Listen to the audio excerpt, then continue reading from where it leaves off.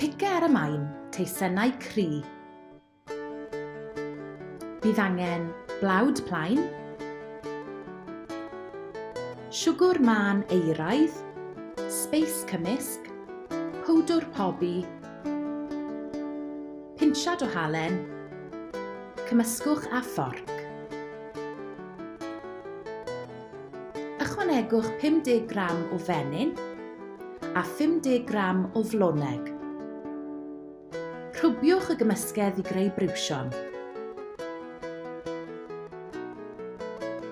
Ychwanegwch 50 gram o ffrwythau sych a chymysgwch eto.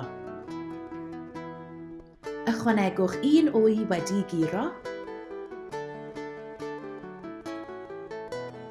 Defnyddiwch eich dwylo i ddod â'r gymysgedd at ei gilydd. Ychwanegwch laeth os ydy'r gymysgedd yn rhy sych.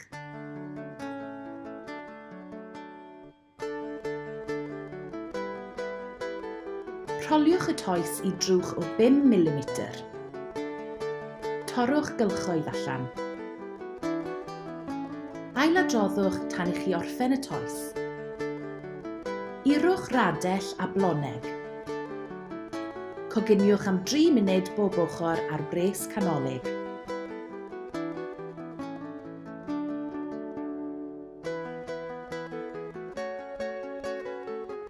Gorffennwch â siwgr.